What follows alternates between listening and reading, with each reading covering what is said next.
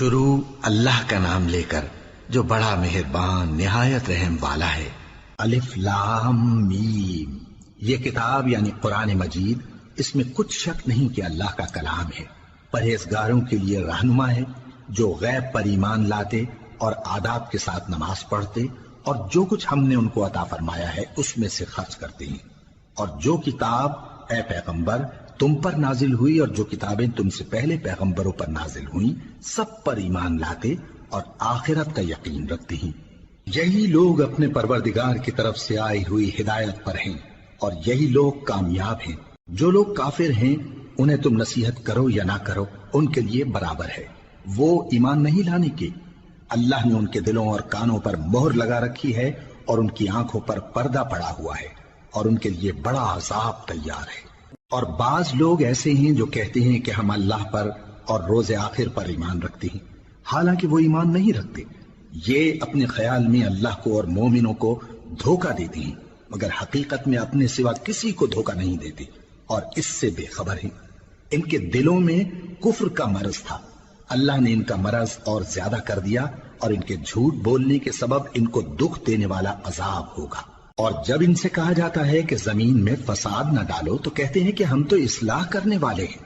دیکھو یہ بلا شبہ مفسد ہیں لیکن خبر نہیں رکھتے۔ اور جب ان سے کہا جاتا ہے کہ جس طرح اور لوگ ایمان لے آئے تم بھی ایمان لے آؤ تو کہتے ہیں بھلا جس طرح بے وقوف ایمان لے آئے ہیں اسی طرح ہم بھی ایمان لے آئے۔ سن لو کہ یہی بے وقوف ہیں لیکن نہیں جانتے۔ اور یہ لوگ جب مومنوں سے ملتے ہیں تو کہتے ہیں کہ ہم ایمان لے آئے ہیں، اور جب اپنے شیطانوں میں جاتے ہیں تو ان سے کہتے ہیں کہ ہم تمہارے ساتھ ہیں، اور مسلمانوں سے تو ہم ہنسی کیا کرتے ہیں۔ ان منافقوں سے اللہ ہنسی کرتا ہے اور انہیں مہلت دیا جاتا ہے کہ شرارت و سرکشی میں پڑے بہک رہے ہیں۔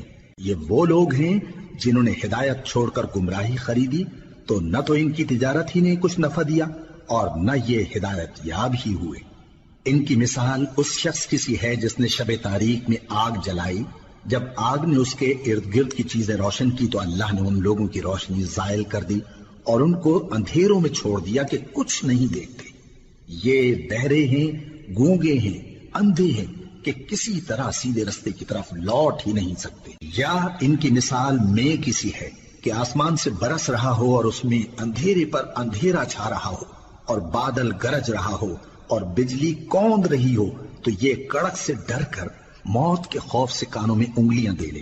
اور اللہ کافروں کو ہر طرف سے گھیرے ہوئے ہے، قریب ہے کہ بجلی کی چمک ان کی آنکھوں کی بصارت کو اچک لے جائے۔ جب بجلی چمکتی اور ان پر روشنی ڈالتی ہے تو اس میں چل پڑتے ہیں، اور جب اندھیرا ہو جاتا ہے تو کھڑے کے کھڑے رہ جاتی ہیں۔ اور اگر اللہ چاہتا تو ان کے کانوں کی سنوائی اور آنکھوں کی بینائی دونوں کو زائل کر دیتا۔ بلا شبہ اللہ ہر چیز پر قادر ہے۔ لوگو اپنے پروردگار کی عبادت کرو جس نے تم کو اور تم سے پہلے لوگوں کو پیدا کیا تاکہ تم اس کے عذاب سے بچو، جس نے تمہارے لیے زمین کو بچھونا اور آسمان کو چھت بنایا اور آسمان سے مے برسا کر تمہارے کھانے کے لیے انواع و اقسام کے میوے پیدا کیے۔ پس کسی کو اللہ کا ہمسر نہ بناؤ اور تم جانتے تو ہو۔ اور اگر تم کو اس کتاب میں جو ہم نے اپنے بندے پر نازل فرمائی ہے کچھ شک ہو تو اسی طرح کی ایک صورت تم بھی بنا لاؤ، اور اللہ کے سوا جو تمہارے مددگار ہوں ان کو بھی بلا لو اگر تم سچے ہو۔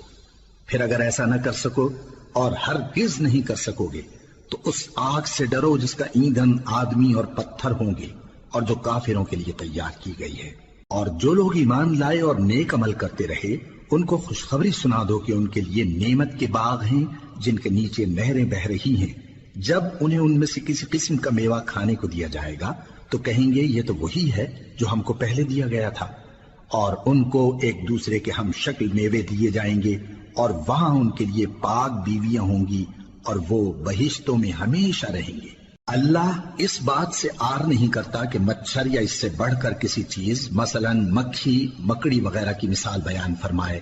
اب جو مومن ہیں وہ یقین کرتے ہیں کہ وہ ان کے پروردگار کی طرف سے سچ ہے، اور جو کافر ہیں وہ کہتے ہیں کہ اس مثال سے اللہ کی مراد ہی کیا ہے۔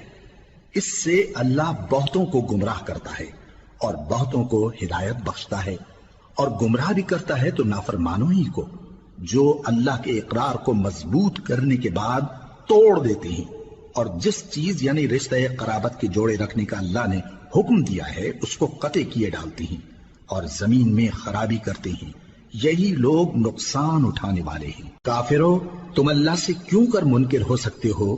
جس حال میں کہ تم بے جان تھے تو اس نے تم کو جان بخشی، پھر وہی تم کو مارتا ہے، پھر وہی تم کو زندہ کرے گا، پھر تم اسی کی طرف لوٹائے جاؤ گے۔ وہی تو ہے جس نے سب چیزیں جو زمین میں ہیں تمہارے لیے پیدا کی، پھر آسمانوں کی طرف متوجہ ہوا تو ان کو ٹھیک ٹھیک 7 آسمان بنا دیا، اور وہ ہر چیز سے خبردار ہے۔ اور وہ وقت یاد کرنے کے قابل ہے جب تمہارے پروردگار نے فرشتوں سے فرمایا کہ میں زمین میں اپنا نائب بنانے والا ہوں۔ انہوں نے کہا، کیا تو اس میں ایسے شخص کو نائب بنانا چاہتا ہے جو خرابیاں کرے اور کچھ تو خون کرتا پھرے؟ اور ہم تیری تعریف کے ساتھ تسبیح و تقدیس کرتے رہتے ہیں۔ فرمایا، میں وہ باتیں جانتا ہوں جو تم نہیں جانتے۔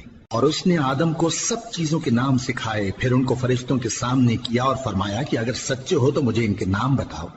انہوں نے کہا، تو پاک ہے، جتنا علم تو نے ہمیں بخشا ہے اس کے سوا ہمیں کچھ معلوم نہیں، بے شک تو دانا ہے، حکمت والا ہے۔ تب اللہ نے آدم کو حکم دیا کہ آدم، تم ان کو ان چیزوں کے نام بتاؤ۔ سو جب انہوں نے ان کو ان کے نام بتائے تو فرشتوں سے فرمایا، کیا میں نے تم سے نہیں کہا تھا کہ میں آسمانوں اور زمین کی سب پوشیدہ باتیں جانتا ہوں، اور جو تم ظاہر کرتے ہو اور جو پوشیدہ کرتے ہو سب مجھ کو معلوم ہے۔ اور جب ہم نے فرشتوں کو حکم دیا کہ آدم کے آگے سجدہ کرو تو وہ سب سجدے میں گر پڑے مگر شیطان نے انکار کیا اور غرور میں آ کر کافر بن گیا۔ اور ہم نے کہا کہ اے آدم، تم اور تمہاری بیوی بہشت میں رہو اور جہاں سے چاہو بے روک ٹوک کھاؤ پیو، لیکن اس درخت کے پاس نہ جانا، نہیں تو ظالموں میں ہو جاؤ گے۔ پھر شیطان نے دونوں کو اس درخت کے بارے میں پھسلا دیا اور جس عیش و نشاط میں تھے اس سے ان کو نکلوا دیا۔ تب ہم نے حکم دیا کہ بہشت بری سے چلے جاؤ، تم ایک دوسرے کے دشمن ہو، اور تمہارے لیے زمین میں ایک وقت تک ٹھکانہ اور معاش مقرر کر دیا گیا ہے۔ پھر آدم نے اپنے پروردگار سے کچھ کلمات سیکھے اور معافی مانگی تو اس نے ان کا قصور معاف کر دیا۔ بے شک وہ معاف کرنے والا ہے، بڑا مہربان ہے۔ ہم نے فرمایا کہ تم سب یہاں سے اتر جاؤ، جب تمہارے پاس میری طرف سے ہدایت پہنچے تو اس کی پیروی کرنا، کہ جنہوں نے میری ہدایت کی پیروی کی ان کو نہ کچھ خوف ہوگا اور نہ وہ غمناک ہوں گے، اور جنہوں نے اس کو قبول نہ کیا اور ہماری آیتوں کو جھٹلایا وہ دوزخ میں جانے والے ہیں اور وہ ہمیشہ اس میں رہیں گے۔ اے آل یعقوب، میرے وہ احسان یاد کرو جو میں نے تم پر کیے تھے، اور اس اقرار کو پورا کرو جو تم نے مجھ سے کیا تھا۔ میں اس اقرار کو پورا کروں گا جو میں نے تم سے کیا تھا، اور مجھی سے ڈرتے رہو۔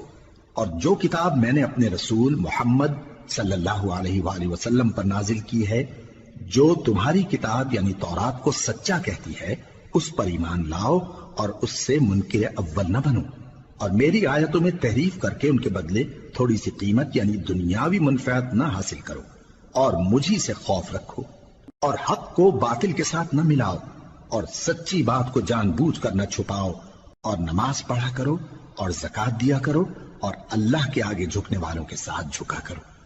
یہ کیا عقل کی بات ہے کہ تم لوگوں کو نیکی کرنے کو کہتے ہو اور اپنے تئیں فراموش کیے دیتے ہو، حالانکہ تم اللہ کی کتاب بھی پڑھتے ہو؟ کیا تم سمجھتے نہیں؟ اور رنج و تکلیف میں صبر اور نماز سے مدد لیا کرو، اور بے شک نماز گراں ہے مگر ان لوگوں پر گراں نہیں جو عجز کرنے والے ہیں، جو یقین کیے ہوئے ہیں کہ وہ اپنے پروردگار سے ملنے والے ہیں اور اس کی طرف لوٹ کر جانے والے ہیں۔